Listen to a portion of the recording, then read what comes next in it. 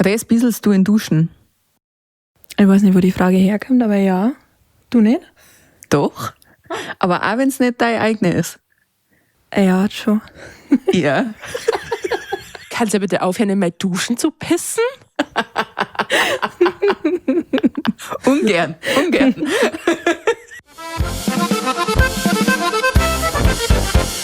Wellensittich Stammtisch. Wellensittich Stammtisch. Wellensittich Stammtisch. Wellensittich Stammtisch. Wellensittich Stammtisch. Schau an. Jetzt hat aber eine wunderschöne Krone auf sein Weißbier gezaubert. Prost, Anja. Ich bin stolz, dass dir das Wort Krone eingefallen ist. Prost auf mich. Prost, lass das echt gut schmecken. Naja, weil ich ja gefragt habe, ob ihr Weißbier wollt, Ja, aber das stimmt. ihr wart ja her zu fein, das am Vormittag zu trinken. Stimmt nicht. Das stimmt nicht, wir haben heute schon ein Weißbier zum Frühstück gehabt. Ja, es gab halt nämlich schon Weißwurst-Frühstück mit Weizen. Ja. Ja. Naja, ihr werdet halt nicht begrüßt, merkt schon. Aber Ja doch, wollte ich gerade machen, aber ich wollte nicht reinquatschen. Bitte. In diesem Sinne, liebe Wellensittiche, herzlich willkommen zu unserer 17. Podcast-Folge. Leck Arsch mal wieder. Leck Arsch an dieser Stelle. Schön, dass ihr wieder dabei seid, dass ihr immer noch dabei seid und dass ihr neu dabei seid. Falls ihr neu dabei seid, fangt so vorne an. Okay, danke, dass wir darüber geredet haben. Bruder, wie geht's euch? ich habe starke Schmerzen am ganzen Körper. Ich bin einfach mal über Nacht krank geworden. Ja. Ich glaube, die Wellensittiche haben gerade jetzt auch ein Geräusch aus meinem Körper gehört. Ja. Habt ihr das auch Ja, gehört? das war so ein innerliches Ja. Rülpsen quasi, Ja. so Luft aufsteigen. Ja, das war ein Hilfeschrei. Ja, ja. Ich bin wirklich in der Früh aufgewacht und es hat alles weh hat. Aber sonst geht's mir sehr gut, weil ich bei euch hocke und euch so. Schön. Jetzt geht's mir auf jeden Fall fantastisch nach diesem wundervollen Kompliment. Körperlich geht so. Meine Stimme ist aber wieder da. Gestern, also es geht. Gestern war es definitiv schlimmer. Da hat sehr viel Marlboro Kirschtorte gegeben. Aus meinem Mund raus. Das müssen wir Das vielleicht müssen mal wir erklären. Ja. Das habe ich, oder ich zumindest, habe das vor dem TikTok, da hat eine Frau einfach nur, voll gemein, die hat einfach nur die Torte ins Internet gestellt, die sie bauen hat und hat da halt drüber geredet und sie hatte halt eine sehr verrachte Stimme und der Top-Kommentar war Marlboro Kirschtorte. Das hat mir das jetzt am Lachen gebracht. Deswegen habe ich gestern Andreas auch gefragt, ob sie eine Marlboro Kirsch backt. Ja, genau. Ihr müsst nämlich wissen, liebe Wellensittiche, wir waren ja am Freitag gemeinsam unterwegs. Wir waren auf dem Los Brutalos Konzert in Passau miteinander. Wir haben einige Wellensittiche getroffen da in freier Wildbahn. Das war sehr, sehr schön. Und wir haben halt an diesem Abend auch sehr, sehr viel umeinander blärt anscheinend. Was wir am nächsten Morgen nicht mehr wussten. Wir haben uns aber alle gewundert, warum wir heißer sind und Halsweh haben. Haben dann irgendwann ein paar Stunden später unsere Handygalerien angeschaut, haben die Videos gesehen, die aufgenommen worden sind an diesem Abend und dann war auch klar, warum wir heißer sind und warum wir alle Halsweh haben. Ja. Es wurde sehr viel geschrien und gegrüßt. Ja. Ja, ich bin mal wieder Metal-Anja geworden, aber ich schätze, wir werden das Video noch online stellen. Ja, ihr werdet es sehen. Aber du bist uns jetzt ein bisschen ausgekommen. Wie geht's denn dir? Mir geht's wunderbar heute. Meine erste Nacht hier, unsere erste gemeinsame Nacht, war ein bisschen kurz für mich. Aber sonst, ja, die Nacht war fein. Habe ich gut geschlafen, neben meinem Papa Res. War schön. Hat leicht geschnarcht, das hat mich so sanft in den Schlaf gewogen. Das ist so gelungen. Du bist vor mir eingeschlafen und du hast geschnarcht. Aber ich bin vor dir aufgewacht und da hast du geschnarcht. Das ist ein bisschen unfair, weil da war ich nicht, also da war ich im Koma, da habe ich nicht geschlafen, sondern da war ich von deinen Shares im Koma. Das ist so bodenlos, was hier passiert. Ja, fand ja. Ja, ich habe mir erst kurz gedacht, das ist irgendwie gemeint, dass die zwar immer zusammen in einem Bett schlafen und ich bin irgendwie so außen vor. Und dann habe ich die Geschichten von den Nächten gehört und habe mir gedacht, naja, habe ich meinen Frieden gehabt. Gott sei Dank hast du dein eigenes Zimmer gehabt. Hey, aber du schlafst auch gelegentlich neben mir. Das ist doch auch nicht Ja. schlimm, oder? Aber nie neben der Reis. Das stimmt nicht. Wann haben wir mal nebeneinander geschlafen? Letzten Sommer. Sommer. Ich weiß, was du letzten Sommer getan hast. Ja, da ist der paar Mal umgegangen auf jeden Fall. Also wenn wir bei mir sind, schlaft ihr auf jeden Fall miteinander in einem Raum. Ja. Das stimmt, ja. Aber wir sind tatsächlich gar nicht so oft bei mir, gell? Oder? Es geht. Ab und zu. Naja. Bei dir, ja. Ja. Ja, unsere Ferienwohnungen sind woanders, sorry. Ja.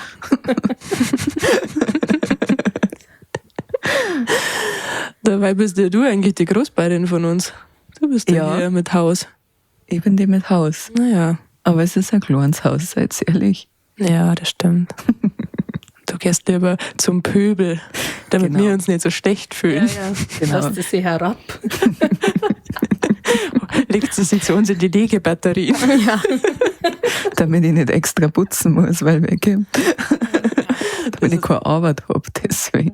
Das ist auf jeden Fall eine sehr, sehr schlaue Taktik. So.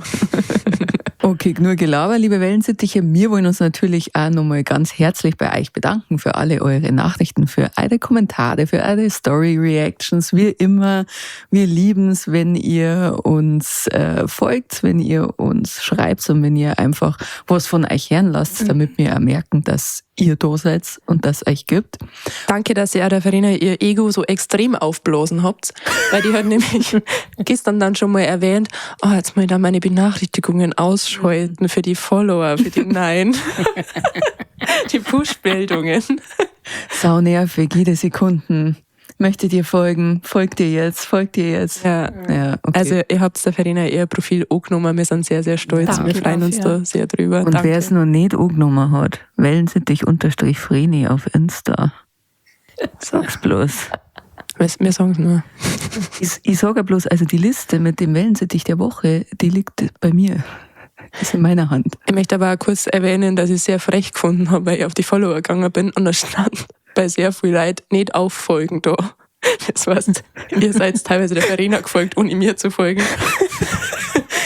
Und ich finde das völlig in Ordnung. Das ist schon hardcore frech.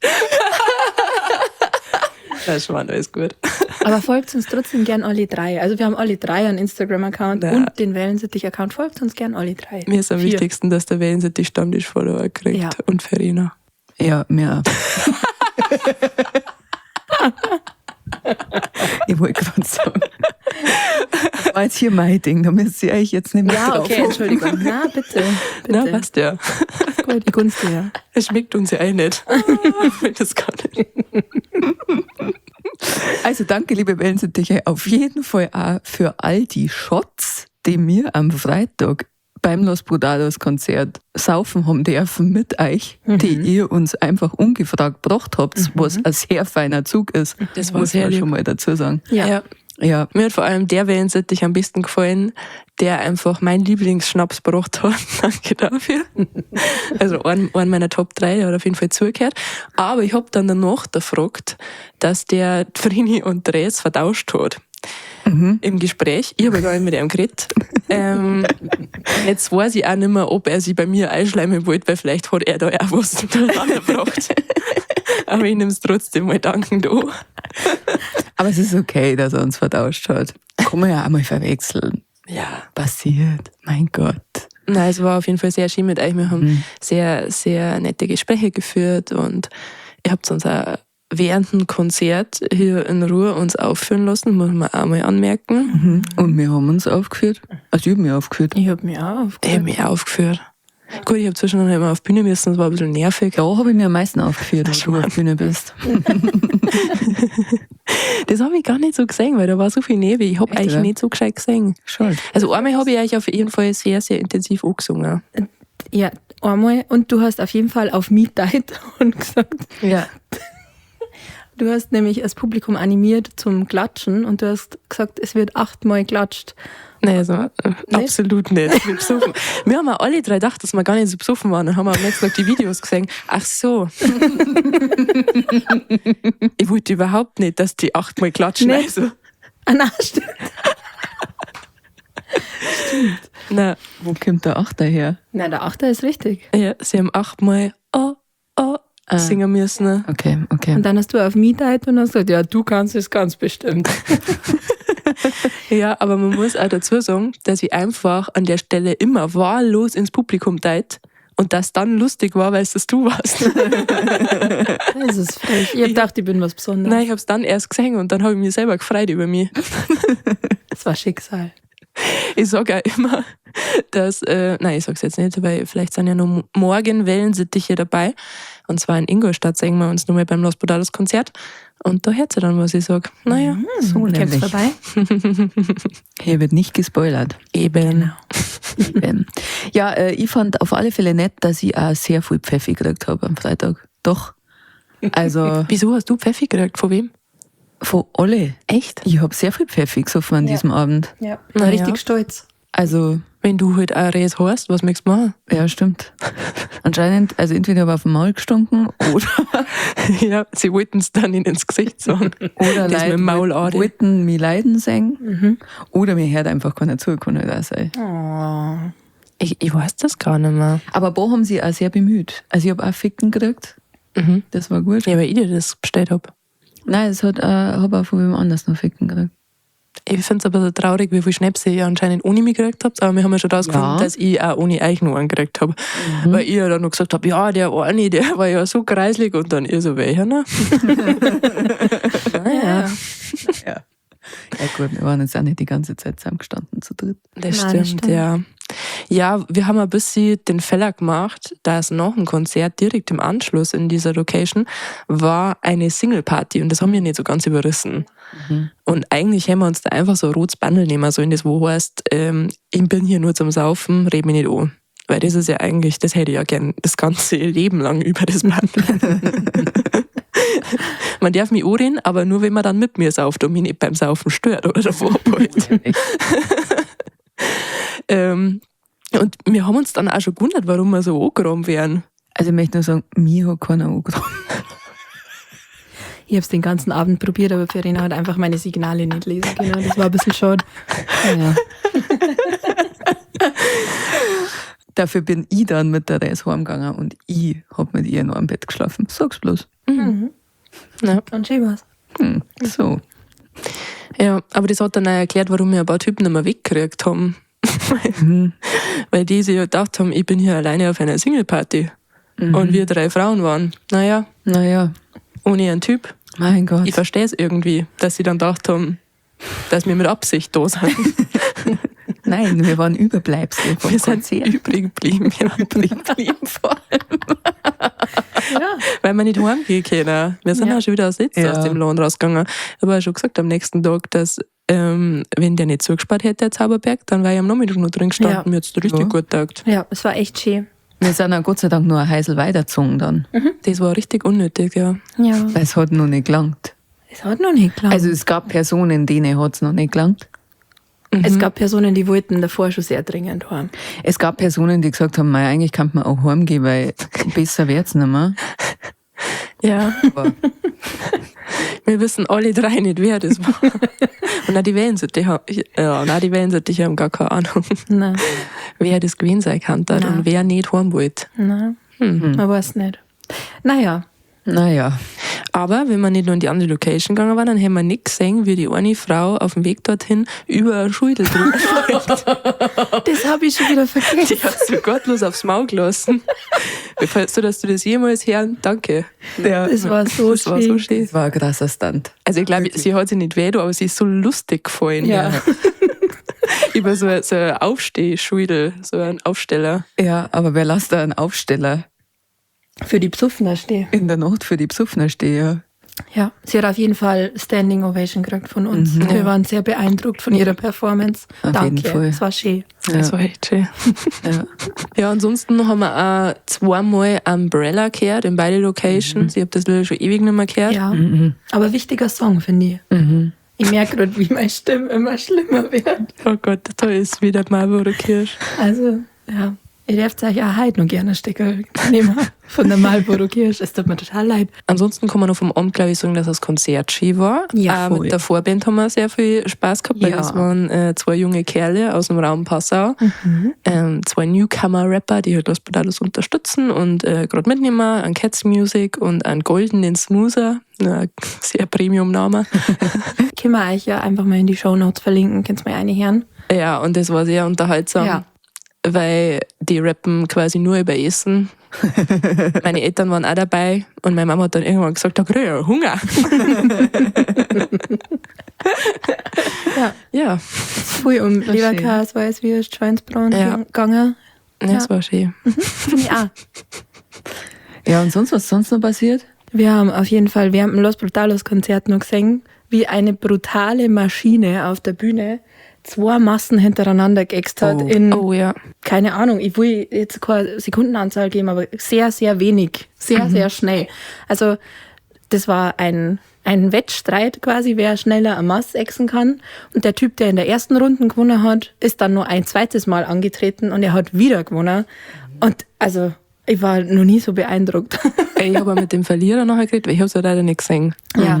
Aber der Verlierer, mit dem habe ich kurz geredet und der hat gesagt, ja, er hat sich gedacht, er sei top in Form, dass er einen richtigen Zug drauf hat und dann hat er rübergeschaut und so, oh. So. Ja, Nicht. das war brutal. Ja, manche kennen das, die legen einfach so Zunge auf Zeiten und schütten. Das sagt man immer so, ich verstehe nicht. Also meint man da wirklich wortwörtlich die Zunge zur Seite oder einfach hinten aufmachen? Ja, man macht hinten auf quasi. Also da werden immer so brutal geschluckt. Ja, es Da läuft läuft er. nur noch. Aha. Ja, Kann ich nicht. naja. Naja, schade. Du kennst auf jeden Fall jemanden, der es dabei bringen kann. Ja, also falls du unseren Podcast hörst, ich darf gerne ins Bootcamp gehen bei dir. Vielleicht kannst du mal einen VHS-Kurs anbieten. Ja, Ja, weil unser Traum ist ja eigentlich schon lang, dass Dres mal mit uns ins Bierzelt geht und Ja. zur Vogelwiese mir dann ihren Tisch hochheben. Ja. Weil das macht man so in unserem Teil von Bayern, wenn das Lied Vogelwiese gespielt wird von der Blasmusik. Und dann wäre quasi einer mit dem kompletten Biertisch aufgekommen und der äxt dann ein Bier und so viel Applaus wirst du in deinem Leben nie wieder kriegen, wenn du das schaffst in einem Bierzelt. macht man das im Steh oder kniet man da? Du stehst auf dem Tisch und wir heben den Tisch hoch. Und deswegen sieht ja jeder in diesem Bierzelt. Ich sage ja, eine größere Bühne kriegt man nicht mehr. Das ist mein Moment, ich werde so scheinen. Ja. Daher, rühre bitte gern. Ja, bitte. Masstyp. Bitte. Du musst Drehs ausbilden. Ja, ja, auf jeden Fall. Sehr gut. Ist die Masse voll oder so voll, wie es zu dem Zeitpunkt halt So gerade voll ist? wie es zur Zeit, die ist so voll wie es zu dem Zeitpunkt ist, aber wenn du halt mit so einem Lack nur noch hochgehst, dann wird Nein. es keinen Applaus Ja. kriegen. Das Okay. ist peinlich. Okay. Mhm. Ist schon besser, wenn es nur 3/4 voll ist. Ja, Okay. das ist voll. Ich kenne das anders. Ich bin ja sehr viel daheim und am Computer. Und ich kenne das aus der E-Sport-Szene, wenn du dir da live einen E-Sport-Wettkampf anschaust. Also wenn da jetzt jemand League of Legends oder Counter-Strike gegeneinander spielt, da wird auch das Publikum gefilmt. Und es gibt so Leute, wenn die gefilmt werden, dann stehen die auf, ziehen einen Schuh aus, machen ihr Bier in den Schuh und dann trinkst du aus deinem Schuh. Und so viel Applaus wirst du auch nie wieder in deinem Leben kriegen, wie wenn du dein Bier aus dem Schuh trinkst. Habt ihr das schon mal gesehen? Gibt's das auch woanders oder ist das Das habe ich noch nie gesehen. Ich weiß noch nicht, ob ich es gut oder schlecht finde. ist fantastisch. Es ist wirklich fantastisch. Aber irgendwie finde ich den Gedanken so eklig, was aus dem Schuh zu trinken. Ja, es ist ja dein eigener. Ich möchte jetzt hier nicht weiter Fetische befeuern, aber ich glaube, aus meinen Schuhen hätte ich ungern was trinken. Also ich glaube, ich da richtig viel Geld kriegen, wenn ich die verkaufen darf. Weil so Stinger. Ja. Da habe ich echt ein Problem. Kasfiers-Schuhe. Also falls wer interessiert ist an Kasfiers-Schuhe, sagst Bescheid, was sollen das mit Mengen Bargeld. Absolut nicht. Weißt du, wie oft schon Leute meine Schuhe kaufen wollten für sehr viel Geld? Weiß ich. Zufällig weiß ich das. Verena hat es schon oft probiert, aber sie darf einfach Ich habe schon nicht. geboten. Ja, Aber wahrscheinlich. wurscht, wie viel Geld ich biete. Sie zirkt nicht. Ja, jetzt ist einfach mal Farina mit Fake-Accounts. Ja, ich denke ja. mal, es sind immer irgendwelche Creeps aus dem Internet, Nein. dann heißt es Brini. Ich schreibe mir auch selber auf eBay Kleinanzeigen, ob ich mir mal ein Foto schicken kann, wie meine Riesenviers in diesen Riesenschuhen drin sind. Das ist so schlimm. Da waren wir wieder beim Thema, sein Fetisch nicht an dem Ort ausleben, wo er hingehört. Ja, Wo er echt nicht so. hinkehrt. Ja, ich meine ja, sein Fetisch nicht an dem Ort ausleben. Ja, ich hab schon richtig gesagt, leck mir am Arsch. Was nicht? Ich wiederhole es jetzt nicht. Herz auf Okay, zum passt. Streiten. Ihr wisst, was Wir streiten halt schon viel, das stimmt. Ja. Und Ja. ich weiß nicht, da fühle ich mich wie ein Scheidungskind, wenn ihr streitet. Bist ja, wenn wir streiten. Ja. Ja. Bitte bleibt Aber- dran. Wir bleiben jetzt Wir zusammen. haben dir schon mal, Wir haben Hasssex. ja, Ich will hier keinen Fetisch befeuern. Wir haben Hasssex. Na super.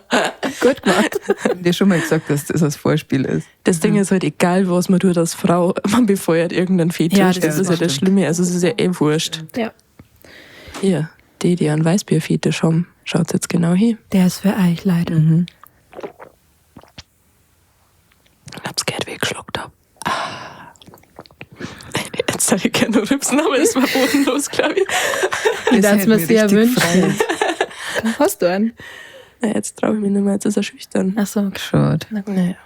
Hätten gern gehört. Ja. Was haben wir denn sonst noch gemacht an dem Wochenende? Wir haben noch einen Elternausflug gehabt. Grüße an die Eltern. Unsere Eltern waren dabei, von der Reyes und von mir. Sind wir Eis essen gegangen. Das war sehr schön. Wir haben leider nicht alle Spaghetti-Eis gegessen, also die Tradition ist nicht weitergeführt worden. Ja, Na. stimmt. Nur du, oder? Nur ich? Aber ich glaube, es war auch nicht der letzte Eisbecher in dem Jahr hoffentlich. Meinst nicht? Oh, Gott sei Dank. Voll. Hallo? Gott sei Dank. Ja. Therese hat auch gesagt, dass sie eine sehr starke Meinung zu Eis hat. Ja, Hobby. Aber davon hören wir später gleich noch. Ich weiß immer noch nicht, was die starke Meinung ist. Oh, jetzt kannst du weiter.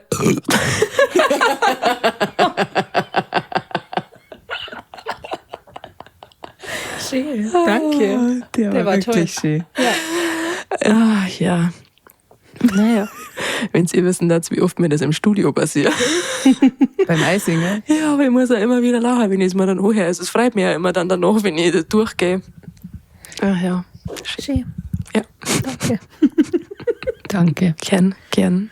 Naja, du bist ja noch nicht bei mir ins Bootcamp gegangen, dass du endlich rübsen lernst, schon eigentlich. Na. Aber anscheinend ist das nicht so wichtig. Aber das ist ähnlich wie mit dir mit dem Feierzeug. Meinst du nicht, dass mir schon mal 17.000 Mal Leute erklärt hätten, wie man rülpst, Ja, stimmt schon. wie ich Luft runterschlucken soll? Es passiert nichts. Es gibt ja auch diese Sprite Challenge, wo man eine Flasche Sprite komplett exen muss. Ja. Nie davon gehört. Nee, echt Echt? nicht. Das ist gerade ein Social Media Trend quasi, Okay. dass man das macht. Und das da ich mir eigentlich wünschen, dass du das mal probierst. Also die Challenge ist ja eigentlich, dass man dass dann man nicht nicht rülpst. rülpst. Ja, genau. Aber alle, also ich habe noch kein Video gesehen, wo die Leute das schaffen. Also, Dass es hab halt dann nur- rauskitzelt wird von der Rede. genau, ja. Ich habe halt nur brutal Angst, dass ich diese Challenge gewinnen werde und dann brutal Bauchweh habe Ja. einfach, weil Ja. ich nicht rülpsen kann. Das wäre sehr schade, das tut mir leid. Naja, aber vielleicht gehst du auch viral. Weil ich schaffe. Naja. Haben wir ja schon wieder eine Video-Idee für deinen neuen Account. Oh, weht's weg. Oh, oh. Oh, oh. Okay. Das muss ich mal überlegen. Da strahlen die Augen sofort. Was? Eine virale Videoidee für Wellensittich Vreni? Da muss ich dann die Likes auch noch ausschalten und die Kommentare. Oh Weil nein. dann wird's anstrengend, wirklich. Wirklich. Sie ist ja dieselbe geblieben. Das ist das Gute, dass sie einfach am Boden bleiben ist, ja. Ja, bin ich. Das hat es gar nicht Der verändert. Fame hat sie nicht verändert. Da fällt mir gerade ein, dass ich nicht verzeiht habe, wie ich einen Typen geschlagen habe. Ah, ja. Oh ja, bitte erzähl uns, wie du einen Typen geschlagen hast. Ich wollte eigentlich nur sagen, dass ich einen Typen geschlagen habe am Freitag, weil er frech war. Er war frech. Dann gab es ein paar Fäuste Sehr gut. in sein Gesicht. Er hat da auch gut mitgemacht. Das war wirklich so ein Kampftanz. Und wenn dann meine Faust in sein Gesicht gekommen ist, also so, wir haben so Zeitlupen gemacht, dann ist er auch mit. Also er hat dann auch wirklich so sein Gesicht wegdraht und dann. Ja. Ja, das war toll. Ja, du hast das verdient, Stefano. Sag's bloß. Der Stefan ist leider auch so ein Fetischmensch, also kann das sein, dass du ihm gerade einen Wunsch erfüllt hast. Mein Gott. Er war ja schon den ganzen Abend frech. Ja. Und die besoffene Reyes hat irgendwann eine Bestrafung für den Stefano vorgeschlagen. Die fällt mir sagen wir grad aber ein. nicht. Die sagen wir nicht. Doch, die sagen wir Nice. schon. Weil das war absolut keine Bestrafung gewesen. Ne? Für ihn. Und sie war so überzeugt. Sie war so überzeugt, dass das was ist. Ja, ich habe mir vorgestellt, dass Dressi Draht mehrmals ohne BH und der Busen schwingt und dass der Stefano dann einfach so einen richtigen Busenklatscher kriegt Ja. in sein Gesicht, so dass es schneuzt. Das war nämlich neben, Daniel gesagt, ich glaube, das kann Bestrafung für ihn. Nein, Therese hat vorher noch gesagt, ich habe es erst nämlich so gehört. Ich habe nur gehört, der Stefano, der fährt jetzt dann durch Busenwaschanlage. ja, so haben wir das genannt. Weil in der Waschanlage sind noch diese Dinger mit die langen, mit die langen Nie Stofffetzen. im Leben war das für den Typ eine Bestrafung. Ja. Ich möchte aber hier nochmal klarstellen, dass das nicht meine Idee war. Also so wie es Verena gerade erzählt hat, so war es, Es war meine dass Idee. sie sich gewünscht hat, dass ihr einen Busenklatscher Aber verteilt. das mit der Waschanlage Das hab war ich meine wiederum Idee. nicht gehört. Achso, hast du nicht gehört? Ja, das war das Einzige, was ich davon gehört habe. Jetzt fahrt er dann gleich durch die Busenwaschanlage und dann hat sie sich so von mir so draht. So. Ja. Er war nämlich wirklich frech. Er hat mir Bierdeckel geschmissen, er hat mir Ja. Strohhalme geschmissen, Ja. er wollte es nicht Ja, anders. er wollte es nicht anders. Er wollte, dass du ihn schlagst. Ja. Und es ist passiert. Ja. Danke, Verena. Ja, und jetzt geht es schon sehr lang um ihn. Das wollte er sicher auch nicht anders. Ja. Wir sind zweimal in die Falle getappt. Ja. Naja. Okay, Stefano. Kannst du ja mal die Folge kommentieren, wenn du das hörst? Ja, er hat nämlich behauptet, ja, er kommentiert ja fast jede Folge. Dann habe ich gesagt, dann machen wir jetzt mal Spotify auf und schauen wir mal. Stefano. Stefano. Das war deine Chance. Jetzt. Jetzt kannst du wieder was gut machen. Stefano wird generell jetzt oft erwähnt, der wird bei den Lospodados ständig im Podcast erwähnt. Das ist auch nicht gut für dem sein Ego. Nein. Ja. Aber es ist einfach auch so eine Person, die muss man schubsen, weil es frech ist. Ja, aber ich habe den Stefano sehr lieb. Ich habe ihn auch sehr lieb. Na, das schneiden wir raus. Wir schneiden mal raus. Gut. Aber wenn ihr jetzt gerade unsere Podcast-Folge hört, kanntet ihr ja mal in die Kommentare schauen, ob schon ein Kommentar vom Stefano da ist. Und wenn noch keiner da ist, dann schreibt ihr einen Kommentar, Stefano, wo bist du? Und wenn schon ein Kommentar vom Stefano da ist, dann kommentiert ihr unter den Kommentar und schreibt, gut gemacht, Stefano. Okay? Haben wir einen machen Deal? wir's. Danke. Auch gerne ein paar Beleidigungen, falls ihr keinen Kommentar findet. Vielleicht einmal sowas wie, Stefano, du alte Sprichfotzen. Wo bist du jetzt, Stefano? Wir warten auf die. Ja, das geht natürlich auch. Gut. So, liebe Wellensittiche, wir spielen jetzt, weil es uns einfach immer so viel Spaß macht, mal wieder nach langer Zeit. Eine Runde, 2 Wahrheiten, eine Lüge. Und wir machen das diesmal so. Ihr kommentiert live, was ihr denkt. Also wenn ihr das jetzt hört, dann schreibt ihr sofort, ich denke, C ist falsch. Ich denke, D ist, so weit geht's gar nicht. Ich denke, A ist falsch. Wir haben Probleme mit Zahlen und Buchstaben. Und dann können wir mal schauen, wer von euch alles gewusst hat. Aber ehrlich sei, okay? Nicht schummeln. Wer mag anfangen? Ich fange an. Ja. Okay. Die Runde steht im Zeichen des schönen und wilden Rudi. Juhu. 2 Wahrheiten, eine Lüge. Du musst nur mal erklären, wer der Rudi ist. Tatsächlich. Ich dachte, alle hören diesen Podcast von Anfang an und wissen, wer der schöne und wilde Rudi ist. Das stimmt, schämt euch, wenn es nicht so ist. Sofort zur Folge 1, ich rast doch komplett aus. Es ist mein Pferd. Also, 2 Wahrheiten, eine Lüge. Der schöne und wilde Rudi ist mir mal so auf meinen Fuß gestiegen, dass sie ein Hufeisenabdruck in Form eines dunkellila Flecks auf meinem Fußrücken breit gemacht hat. Aua. 2. Der schöne und wilde Rudi hat mir ausgerechnet an Leon Hardy abgesetzt. 3.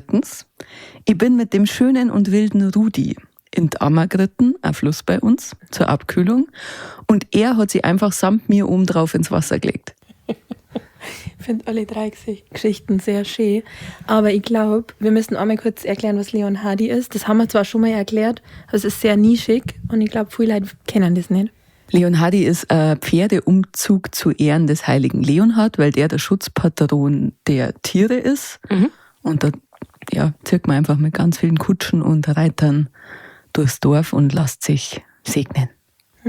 Wissenschaftspodcasts haben wir wieder erfüllt für das Mal. Okay. Ich weiß nicht, ob Vreni aus so einem zurückgebliebenen Ort kommt. Da, wo mein erster Gedanke. wo Frauen nicht reiten dürfen. Ja.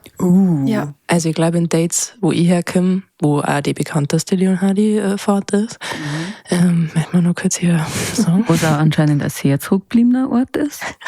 Ja, ich glaube nämlich nicht, dass da Frauen reiten dürfen. Ich weiß nicht, und es kann bei dir auch so sein. Deswegen glaube ich die Geschichte nicht. Ich glaube die Geschichte auch nicht. Es war auch mein erster Gedanke. Wir haben schon oft über so Umzüge geredet. Und wenn ich mich richtig erinnere, ist da auch schon öfter darum gegangen, dass bestimmte Positionen nicht von Frauen erfüllt werden dürfen bei diesen Umzügen. Und ich glaube... Also ich meine, es ist auch schön und gut, Vreni, dass du in deinem normalen Leben reiten kannst, dass du schon reitest, seitdem du ein kleines Kind bist. Ja. Aber wenn es dann halt um was geht, Ja. dann glaube ich, dann darf es da fallen. Also so, insofern darf die Geschichte natürlich auch stimmen. Ja. Gut. Dann Weil wir möchten uns Gleichgewicht halten ohne Schwanz. Ich rutsche auch regelmäßig aus auf der Bühne deswegen. ja, stimmt schon. Schade, wenn man keinen hat. Kann man nicht so leicht gerade stehen. Ja, also wir locken das ein, oder? Ja. Ihr lockt das ein? Ja. Ja. Ich bin so glücklich, weil ihr seid so dermaßen neidab. Scheiße. Das ist das erste Mal, dass wir eingeschissen haben. Oh nein. Oh nein. Also in dem Ort, wo ich lebe, ist man nicht so zurückgeblieben, dass man nicht an Leon Hardy reiten darf als Frau, denn sonst darf an diesem Umzug kein Schwein reiten. Voll gut, wir lieben es. Also es war eine Zeit lang mal so, dass bei den Vorreiter keine Frauen reiten haben dürfen. Ah, okay. Was lustig war, weil da haben sie dann immer Typen drauf geguckt, die in ihrem Leben auf noch keinem Gaul geguckt sind und so hat es halt auch ausgeschaut. Also sehr verkrampft, sehr rund, rückig, sehr... So wie ich immer da hocke in meinem Leben. Genau. Wie ein Höhlenmensch auf einem Pferd, so hat das ausgeschaut. Aber mittlerweile ist auch das nicht mehr so. Also auch Frauen sind bei uns Vorreiterinnen an Leon Hardy. Dann seid ihr quasi Vorreiter in eurem Ort.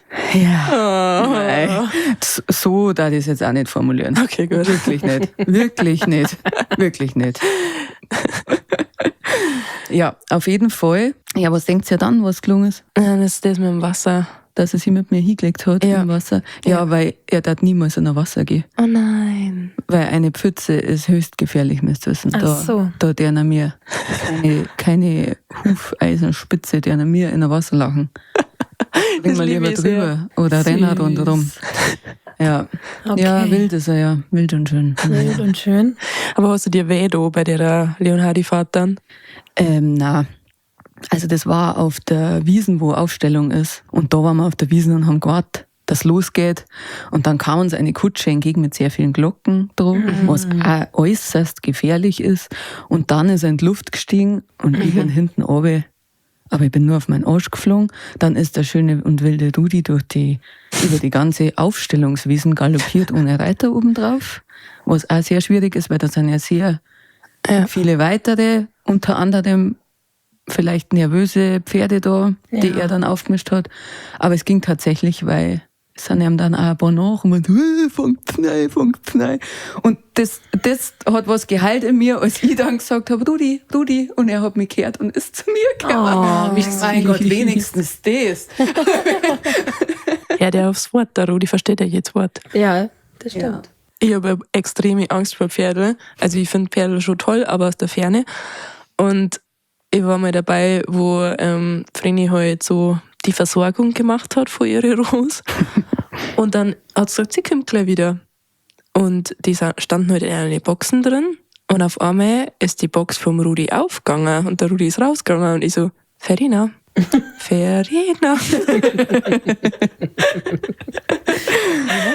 Weil er ist nicht nur wild und schön, er ist auch sehr groß. Ja, das stimmt. Naja, ich hab's überlebt. Er hat da nichts zu. Nein, hat er nicht. Auch. Wir sind auch gut miteinander. Ja. Es ist auch das Witzige, weil er ist wie so ein Elefant im Porzellanladen. Also er steigt mir auch ständig auf die Füße. Er tut mir ständig weh. Er rammt mir ständig seinen Schädel irgendwo rein. Also er ist so ein richtig unpackter Hund auch. Aber im Herzen ist der total lieb. Weil der schmust zum Beispiel die ganze Zeit. Mein anderes Pferd möchte nicht gestreichelt werden. So geweckt. Der Rudi ist ja immer der am Zaun steht und sie von alle Leute, die vorbeigehen, streicheln lässt und auch von Kindern und so. Ja. Ja, nein, was möchtest du machen? Naja, nächste Runde, 2 Wahrheiten, eine Lüge. Wer macht weiter? Res? Meine Geschichten stehen auch unter einem Motto, und zwar ist das Motto Ohnmacht. Seid bereit? Gut. Ich beschreibe euch 3 Szenarien. Ihr sagt mir, welche 2 wirklich passiert sind und welches nicht. Szenario Nummer 1. Ich bin mit meinem Auto in die Uni-Tiefgarage gefahren. Ich war schon ein bisschen spät dran. Habe noch schnell meinen absolut stylischen Rucksack aus dem Kofferraum holen wollen. Und beim Zumachen habe ich mir so brachialst meine Finger eingezwickt, dass ich an Ort und Stelle in der Uni-Tiefgarage in Ohnmacht gefallen bin. Szenario Nummer 2.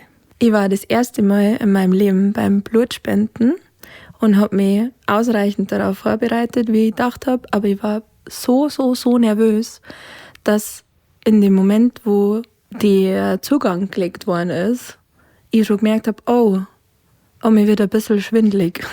Und dann dieses Gefühl von dem warmen Schlauch, durch den mein Blut gerade fließt, der Schlauch ist so auf meinem Unterarm gelegen, das war alles ein bisschen viel für mich. Und dann hat es mich leider umgehauen vor alle Leute. Entschuldige mich bei allen Leuten, die ungern medizinische Sachen hören. Ja, es tut mir leid. Es tut mir leid. Schnell weiter. Szenario Nummer 3. Ich bin in einem katholischen Dorf groß geworden. Ich war natürlich Ministrantin. Es war Ostermetten. Und ich war sehr stolz, weil ich war nicht nur für die normalen Ministrantendienste eingeteilt. Nein, ich habe die große Kerzen tragen dürfen. Und Ostermess ist ja immer sehr bald in der Früh. Ich habe nichts gefrühstückt davor. Die Aufregung, dass ich Kerzentragerin bin. Der Weihrauchdampf. Ich weiß nicht, was am Ende war. Auf jeden Fall bin ich leider zusammengesackt in der Kirche vor alle Leuten. Und das Kerzending ist runtergefallen, ist auf mich draufgefallen und das Glas, das diese Kerzen umschließt, ist zersplittert. Es waren überall Scherben. Es war so peinlich. Und kurz danach war ich dann keine Ministrantin mehr. Hat aber keinen Zusammenhang.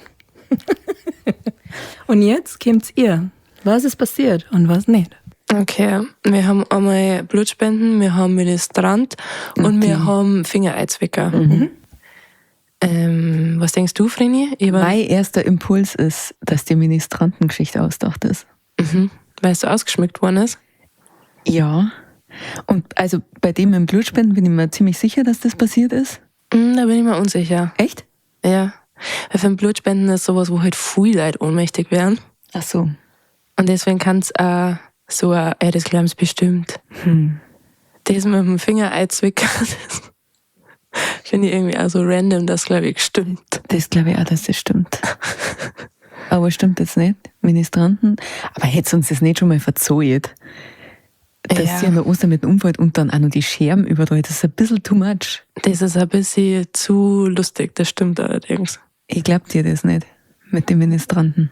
Aber ich bin mir sau unsicher, weil ich möchte eigentlich das mit dem Blutspenden sagen, weil sie geht ja auch die ganze Zeit zum Blutspenden. Ja. Wenn sie da einmal umhaut, dann hast du eigentlich da freiwillig keinen Bock drauf. Aber du hast schon recht, dass du uns das nicht erzählt mit der Kerzen, dass die auch noch zersprungen ist. Bin mir unsicher, aber ich schließe mit dir an. Ja? Oh, jetzt habe ich Angst. Okay, wir locken es ein. Ja? Okay. Also, ich war Ministrantin und ich habe auch in der Ostermette ministriert. Und ich war auch beim Blutspenden. Und mir hat es auch beim Blutspenden umgehauen. Ich war aber auch in der Tiefgarage und mich hat es auch in der Tiefgarage umgehauen. Das mit der Ostermetten und der Kerzen ist so nicht passiert. Sehr Sehr gut. Gute Arbeit. Sehr gut. Sehr gut, Vreni. Hat's gut gemacht. Na dann, Anja. Was hast du für uns? Ich möchte nur kurz wissen, wer dir geholfen hat in der Tiefgarage dann. War da jemand oder bist du einfach wieder aufgewacht? Nein, der Lou war dabei. Okay, gut. Liebe Grüße an der Stelle an Lou. Servus. Servus. Danke. Danke, dass du mir geholfen hast. Okay, gut. Also ich hätte theoretisch auch Ohnmachtsrunden, aber ich weiß nicht, ob es dann zu viel ist für die Wellensittiche, die wie ich da ein bisschen zart beseitigt sind. Deswegen darf ich euch auch andere Runden verzeihen, ich habe mehrere. Ich darf euch die Tierbegegnungen verzeihen. Ja. Wir lieben Tierbegegnungen. Ist so. Gut. Erstens, ein Elefant hat mich mal abgeschleckt. Abgeschleckt. Zweitens, ein Seehund wollte mich mal verprügeln. Ja. Drittens, ein Känguru hat mich mal festgehalten. Was ist die Lüge? Das ist halt alles nicht unwahrscheinlich. Ich weiß, dass sie auf jeden Fall schon Elefanten und Seehunde begegnet ist. Känguru kann auch sein. Ja. Der Elefant hat die abgeschleckt. Als Känguru hat die festgehalten und Ja. der Seehund, Der wollte mich verprügeln. Das stimmt, glaube ich. das stimmt. Und ich verstehe es. Der wollte da seine Flossen Es war rumhauen. so klar, dass das kommt. Wir verstehen. Ich bin auf seiner Seite. Gut, der Rest hat ja auch einen Elefant versteht, dass er die abschlägt. Warum? Weil ich mir ein Knoblauchöl einreiben wollte. Ja, letztens. das haben wir gestern drüber geredet, dass wenn Ja. Anja sie jetzt mit Knoblauchöl einreiben darf, weil wir in der Pizzeria waren, kurz zur Hintergrundgeschichte. Man muss vielleicht auch noch dazu sagen, dass ich extrem Knackweh hatte und der Resi ihre Mama gut massieren kann und sie gemeint hat, wir können ja so ungefähr nach Olivenöl oder so fragen. Dann habe ich gesagt, ich kann mich mit Knoblauchöl einreiben. Ja. Genau. Und da halt dann Dres in der Nacht plötzlich, wenn sie Schlaf wandelt, in mein Bett gekommen und dann wie so eine Kur an einem Salzstor einfach die ganze Zeit an meinem Knack schlägt. Ja, Genau. ja. Ich möchte zu meiner Verteidigung sagen, erstens ist Knoblauchöl geil und zweitens, da die an jeder Person schleckert, die mit Knoblauchöl eingerührt. Oh, Reda. Da gibt's Typen, die stehen vor deiner Tür mit Knoblauchöl eingerieben. Ja. Das soll ich nicht so laut sagen an deiner Stelle. Naja, vielleicht ist ja das, was sie will. Also, Ach so, na gut. Ja, okay. ja. Okay. Okay. Also das mit der Roben stimmt. Wir müssen stimmt. nur noch über einen Elefant und das Känguru. Elefant und Känguru. Känguru hat sich festgehalten. Ja, das kann schon mal. Aber weißt du, wie riesig ein Känguru ist? Ein Känguru hätte ja auch eine reingehauen. Aber weißt du, wie riesig ein Elefant ist, wenn der an dir schlägt? Ja, aber ich glaube, mich zu erinnern, dass sie erzählt hat, dass sie schon mal Elefanten gefordert hat. Und da kann es schon mal passieren, dass er denkt, oh, dieser Arm. Verstehst? Ja, dann stimmt das. Sie mir zufällig mit Knoblauch eingerührt. Mit Erdnussöl. Ja. Dann stimmt das Känguru nicht, meinst du? Ja, ich glaube nicht. Das hätte es uns auch erzählt, weil, liebe Wellensittiche, ihr wisst es ja, wir machen einen Australien-Urlaub. Ja, stimmt. Und ich habe schon erwähnt, dass ich große Angst vor Kängurus habe, weil ich denke, dass uns die zusammenschlagen. Und dann hättest du bestimmt gesagt, aha, Moment. Ja. Jetzt fällt es dir selber auf. Jetzt fällt es mir selber auf. Sind diese kleinen Kängurus? Dann auch Kängurus, ja. Aha, vielleicht hat so ein kleines Känguru festgehalten. Die Wallabies, man. Ja. Ja, aber was stimmt jetzt nicht? Der Elefant oder das Känguru? Oder freut sie sich schon die ganze Zeit, Nein, weil nein. wir den Seehund schon ausgeschlossen Nein. haben? Das ist so bodenlos, dass ihr davon ausgeht, dass wir ein Tier schlagen wollt. Aber wo hat sie Elefanten gefordert? Ja, in Wo wollt ihr ein Seehund schlagen? Naja, das ist nicht unwahrscheinlich. An der Nordsee. Das passiert einmal. Auf noch beim Spazierengehen. Nein, ich rede euch nicht drei. Okay, legen wir uns fest, Reda, was machen Ja, das Känguru stimmt nicht, sag ich. Aber ich vertraue dir, du hast Nein. anscheinend halt einen guten Riecher. Ja, sie haben Oh. einen guten Riecher heute, stimmt. Du hast... wir? Schnauze. ein. Keiner hat die gerade gefragt. Ich glaube, ihr wart das in einem Seehundkostüm. Scheiße, aufgeflogen. Ich gehe mit dir, Reda. Mit dem Känguru? Ja. Okay. Naja, eingeschissen. Ah, Das gibt's nicht. was der Elefant? Der Elefant hat nicht gestimmt. Der Elefant hat mich leider noch nie abgesteckt, obwohl ich sehr bereit bin dafür. Klingt falsch. Ein bisschen Knoblauch. Und zwar sehr große Ohren. Alles andere bringe ich mit.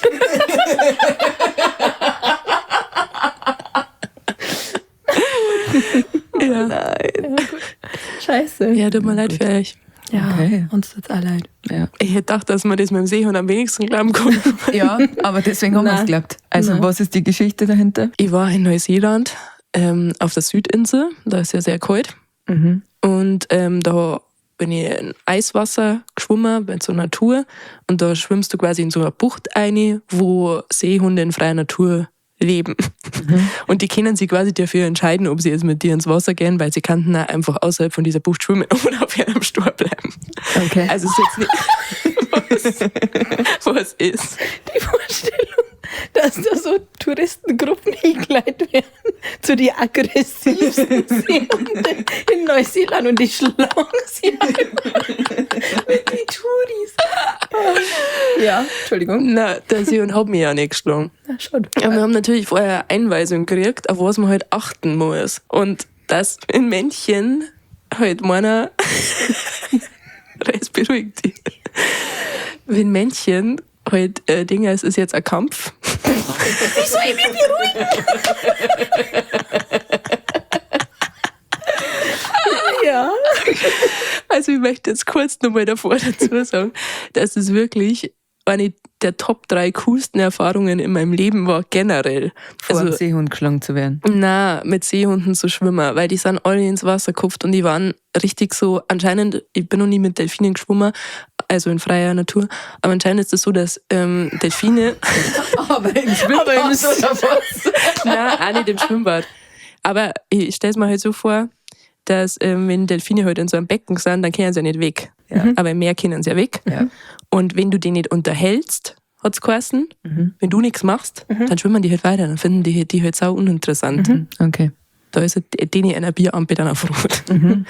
Und bei den Seehunden war es sofort auf grün. Also die Seehunde wollten uns quasi unterhalten. Die sind dann immer ganz schnell an dir vorbei und haben so Drehungen gemacht. Und Ach, cool. die waren einfach mega verspult und voll interessiert und lieb.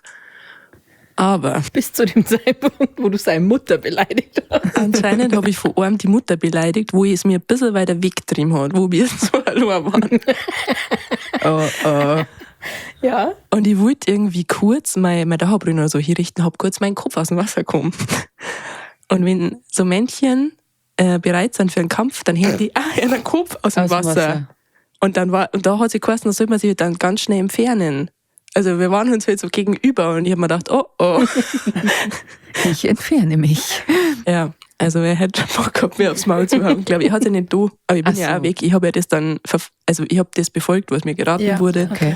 Also es gab gar nicht wirklich eine Schlägerei. Es gab ein Stand-off. Ich habe nur gesagt, er wollte mich verprügeln. Ja.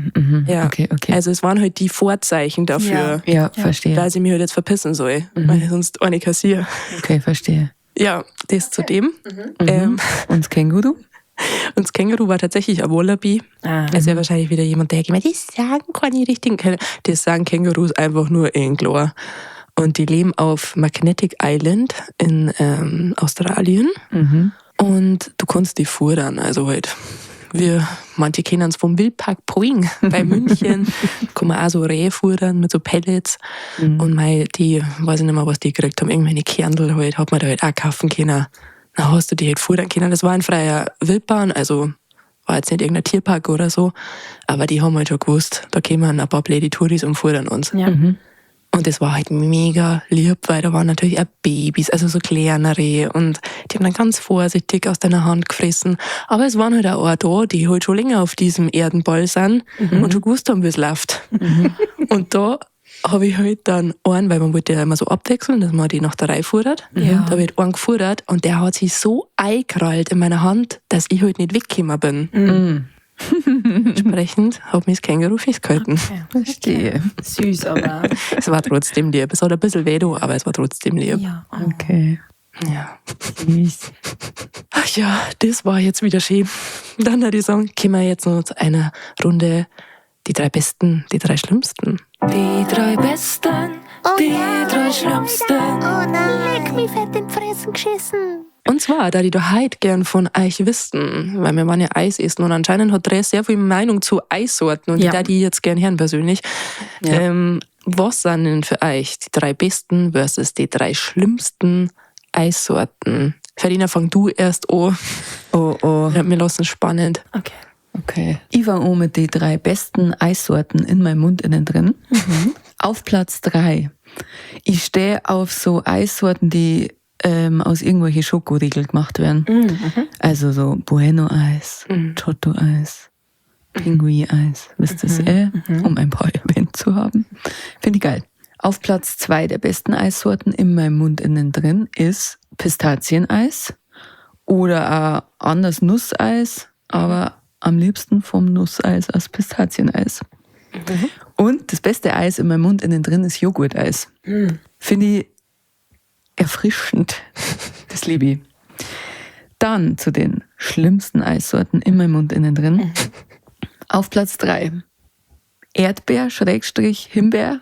Echt? Weil da Kernel oft drin sind. Und Oh, diese so einer bist Kernel du. hängen sie immer in meinem bissfest in meine dritten und dann hebt Hafercreme nicht mehr gescheit. Und das finde ich sau unangenehm. Ja, verstehe. Like wer kennt. Ja. Auf Platz 2 der schlimmsten Eissorten in meinem Mund innen drin ist Malaga. Weil doch da diese besoffenen Rosinen drin sind, oder was ist denn das? Na, Rosinen, na, einfach na. Und dann noch im Eis, pfui Teufel. Und das schlimmste Eis in meinem Mund innen drin, Pfefferminz. Mag ich als Tee auch nicht. Aber bei Eis, warum Kräuter in einem Eis? Das ist eine Süßspeise. Du hast einfach keine Lust auf frischen Atem. Nein, Ich mag ich sag ein nicht. Muster. Ich möchte es nicht. Naja. Dann Res. Also, ich fange mit den 3 schlimmsten Sorten an. Auf Platz 3 der schlimmsten Eissorten für mich ist Vanilleeis. Nicht, weil das per se schlecht ist, aber ich verstehe nicht, wie Menschen, die vor so einer Eisdielen-Paletten stehen, sie denken können, ja, ich nehme Vanille.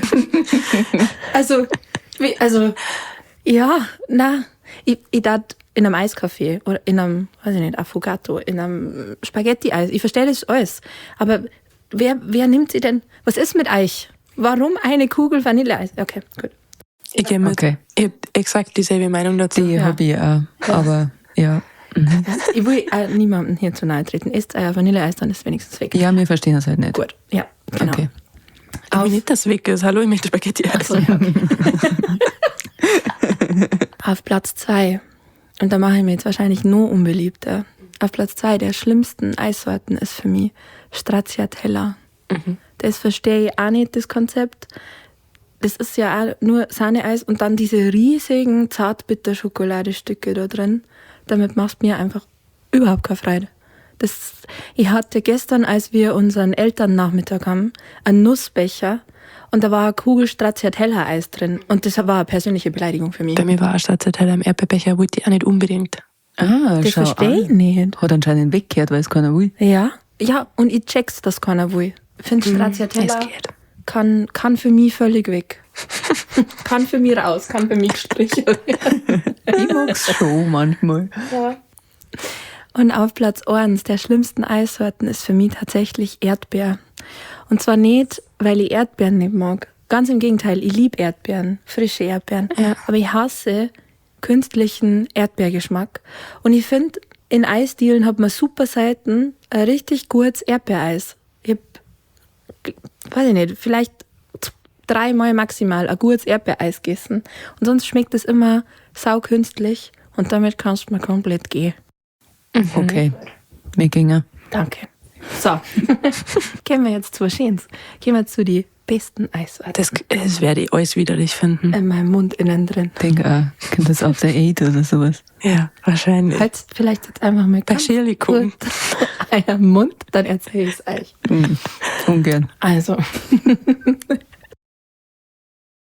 auf Platz 3 der besten Eisen, die ich je gegessen habe, ist schwarzer Sesam.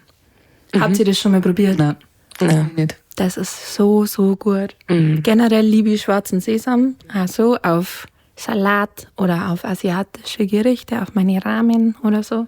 Mag ich sehr gern. Und schwarzes Sesameis ist eine absolute 10 von 10. Kann ich jedem empfehlen. Schmeckt so ein bisschen süßlich, nussig, sehr, sehr gut. Auf Platz 2 der besten Eissorten der Welt ist Chocomenta. Pfefferminz mit Schokostücken. Ich hab's doch gewusst. Ich hab's Du bist gewusst. widerlich. Das ist nicht widerlich, das ist einfach nur geil. Ihr habt einfach keine Ahnung, das schmeckt Ja. sehr gut, das mögen wir. In diesem Haus ehren wir das Pfefferminzeis. Ja gut, dass wir jetzt fahren. Verena möchte schon wieder heim übrigens. Aus Also wir- Gründen, ihr merkt es selber. Sie hat jetzt in mein Duschen bieselt, das ist alles erledigt, sie kann jetzt Hab's heim. Revier markiert. Und jetzt gibt's Pfefferminz-Eis. Ich traue mir jetzt nicht mehr zu duschen. Und auf Platz 1, mein absolutes Lieblingseis, ist Zimt. Das gibt's super Seiten, Gott sei Dank. aber das ist so, so gut. Ich liebe Zimteis. Das ist richtig lecker. Mir hat dein Papa verboten, lecker zum sagen. Ja, das verbietet er jedem. Ja, ich kenne auch so Herren im Alter von deinem Papa, die das verbieten. Okay, es tut Ich mir finde, leid. das war gar nicht so nervig. Ich weiß, dass man das in Österreich auf gar keinen Fall sagen darf. Da kriegt man die Staatsbürgerschaft aberkannt. Echt? Ja. Mhm. Gut, dass wir die nicht haben. Nein. Genau, Zimteis ist auf Platz 1. Es gibt natürlich auch noch sehr viele andere leckere Eissorten. Ich bin einem Nusseis niemals abgeneigt. Snickers-Eis sehr weit vorn. Ja, es gibt auch Mozart-Kugeleis, das finde ich auch sehr ich lecker. hab's doch gewusst. Ja, jetzt gibt wieder der Marzipan, mein Gott. Ich war mir so sicher, dass was mit Pfefferminz kommt Ja. Ja. und dass irgendwie Mozartkugel oder so kommt. Ich habe tatsächlich überlegt, ob ich Mozart-Kugeln kaufe, dass welche da sind, wenn ihr kommt. Aber ich habe mich dann zurückgehalten. Danke. Naja. Voll geil. Okay, dann erzähl du deine. Ja. Ja, ich bin ja Eisliebhaberin, das bedeutet, dass ich mich auch nicht entscheiden habe können Ja, für die verstehe. 3 besten. Verstehe. Also, Habe ich mich auch hart da. sau schwierig.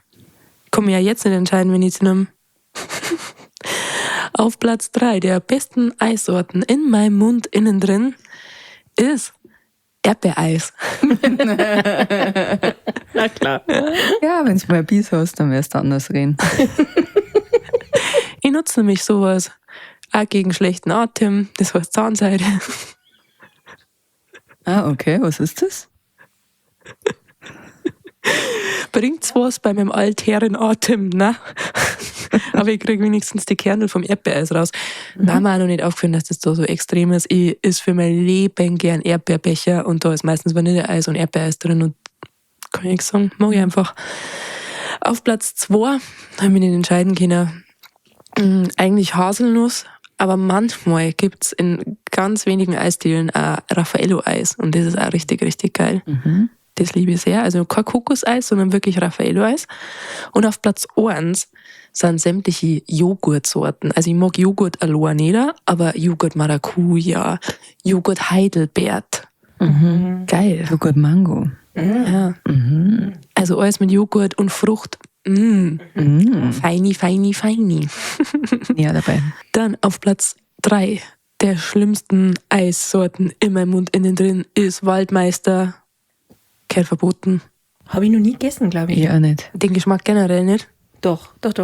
Aber Waldmeister Eis habe ich noch nie gesehen. Naja. Nichts versammelt. Auf Platz 2 Amarena. Muss nicht. Und auf Platz 1, das, was Dres eigentlich beschrieben hat, After 8. Das kann Dres Schokomenta. selber fressen. Das lieben wir. Das ist geil. Doch. Helft's mal, liebe Wellensittiche, helft's Ja. mir mal. Das ist doch Wo geil. sind meine Erdbeers? Wo sind meine Erdbeers? Wo sind meine Himbeers? Schreibt's. Und wo sind die ekelhaften Menschen, die so Sachen fressen wie After 8 Eis? Helft's ja gern der Rest. Ja. Du hast nicht so was Kontroverses gesagt, glaube ich. Außer, dass du kein Erdbeereis nicht magst, aber... Das mit den Rosinen, glaube ich. Ja, Malaga. Dass man Malaga nicht mag. Ja, mir hat letztes Mal einer geschrieben, auf einen Kaiserschmarrnbeutel, das ich gepostet habe, da fehlen die Rosinen, wo ich mir gedacht habe, ja Alter. Bruder, was meinst du, wie ich mir das bestellt habe? Da fällt überhaupt nichts. Außer der Watschenbaum um. Okay. Das war sehr schön. Ui. Meine Lieben, wir kommen jetzt noch ganz schnell zum Wellensittich der Woche. Piep, piep, piep. Ach, leg mir doch an meiner Kloake. Liebe Wellensittiche, es ist soweit. Wir sind beim Wellensittich der Woche. Auf diesen Moment habt ihr alle gewartet, weil ihr alle aufgeregt seid. Wer ist der Wellensittich der Woche? Bin's ich? Ist mein Nachbar? Ist wer ganz wer anders? Scheiße, schon wieder nicht. Was soll ich noch da? Ich sag euch, was ihr noch da kennt. Unser Wellensittich der Woche ist der Florian. Warum? Jetzt denkt sie der Florian, bin's ich oder ist der andere der Florian? Na Florian, wir meinen schon die. Wir meinen den Florian, der unsere neuen Folgen immer nachts beim LKW-Fahren hört. Und da er ja nicht bloß 1 Stunde 10 LKW fährt, sondern länger, hört er einfach weiter. Hört die Folge nochmal, hört andere Folgen nochmal. Er hört uns während seiner ganzen Schicht. Und es war schön, weil wir haben einen Florian getroffen am Freitag beim Los Brutales Konzert. Er war da und hat uns das verzeiht. Und deswegen ist er jetzt Wellensittich der Woche. Und er hat auch noch ein ganz besonderes Angebot gemacht. Das musst du Anja verzeihen. Ja, es kam, glaube ich, nicht direkt von ihm. Es hat mir sogar zuerst sein Bruder erzählt. Den habe ich nämlich davor getroffen. Und er hat gesagt, ja, mein Bruder, der ist voll der Fan von einem Podcast. Also auch schon mal schön, dass du das weiterverzählst, Florian. Das findet man auch mal gut. Weiterverzählen ist wichtig. Und er hätte jetzt ein Geschenk für mich. Und zwar ein Dixie-Klo. Ja, das ist überhaupt kein Witz. Ich habe wirklich nur eins rumliegen. Ich weiß nicht, was ich damit tun soll. Ich darf da vorbeifahren. Er hat sogar gesagt, er darf sogar sauber machen. Das auch noch. Weil der Florian ja aufmerksamer Hörer ist, der ersten Stunde aufmerksamer Wellensittich und daher weiß, dass ich manchmal Kloprobleme Backstage habe. Und Verena die Veranstalter gebeten hat, dass doch einfach immer ein Klo da ist für die Künstlerin Backstage, dass man nicht zu die Leute gehen muss. Oder dass vielleicht auch jeder sein eigenes Klo hat, dass nicht sowas passiert wie damals, wo ich auf dem Dixie-Klo war und eine andere Band dann da die aufgerissen hat. Vor alle Leute so. Ja. So, dass ich mir halt einfach in Ruhe aufs Klo gehen kann. Und das wollten sie mir ermöglichen. Und der Florian, mit dem habe ich dann auch noch drüber geredet, der hat nämlich dann gemeint, weil ich dann gesagt habe, ja, das ist voll nett, aber kriege ich sauschlecht in mein Kombi rein. Der hat dann gemeint, ich bin doch LKW-Fahrer, ich bring's dir doch überall hin. Ja. Und für dieses Angebot möchte ich echt 1000-mal Danke sagen. Ja. Es ist wirklich sehr, sehr lieb. Es geht leider trotzdem nicht, weil das kann ich am Florian nicht tun, dass er mir überall nachfährt mit meinem eigenen Dixie-Klo. Außerdem war ich dann auch die seltsame Person, die, wenn sie auftritt, ihr eigenes Klo dabei hat. Da weiß ich auch nicht, ob ich da drüber stehe. Die Lieben. Ja, aber ich finde, es ist auf jeden Fall wert, hier Wellensittich der Woche zu werden. Auf jeden Fall. Für so ein brutales Angebot und so einen treuen Wellensittich. Also vielen, vielen Dank, Florian. Danke für deinen Support. Ja. Hat uns sehr gefreut, die Kinder zum Lernen. Voll. Und auch danke für die gute Unterhaltung am Freitagabend. Ja. Spaß gehabt mit dir und deinem besonderen Angebot. Und deswegen werden wir dir heute im Laufe des Tages eine Nachricht schicken auf Insta. Dann kannst du uns deine Adresse durchgeben und dann wird dir als Wellensittich Briefel zugeschickt. Es ist auch nur eine kleine Entschuldigung, weil der Florian derjenige war, der so erschrocken ist, als wir die Woche davor schon behauptet haben, dass das Konzert morgen ist. Daher ich hoffe, du kannst uns jetzt verzeihen, Florian. Und wenn ihr Wellensittich der Woche werden wollt, dann kanntet ihr zum Beispiel uns folgen auf Instagram und TikTok. Das sollte sowieso schon lange da. vor allem der Verena. Ich wollte gerade sagen, Okay, Wellensittich_Vreni. Aber eigentlich heißt man überall Wellensittich Stammtisch. Schreibt uns gern Kommentare, schreibt uns Privatnachricht, teilt unsere Reels in eurer Story, erzählt eurer Oma, dass wir einen brutal guten Podcast haben. Schaut auch gern unsere YouTube-Videos oder kommentiert auf der Streaming-Plattform eurer Wahl. Da könnt ihr uns auch sehr, sehr gerne eine 5-Sterne-Bewertung da lassen. Das hat uns gefreut, das hat uns sehr gut schmecken. Vielen Dank. unbedingt. Es war doch wieder wunderschön mit euch. Wir küssen doch eure Schnäbel. Und dann hören wir uns nächsten Donnerstag wieder. In euren Ohren, innen drin. Servus. Putzt es. Servus. Stammtisch. Am jeden Donnerstag.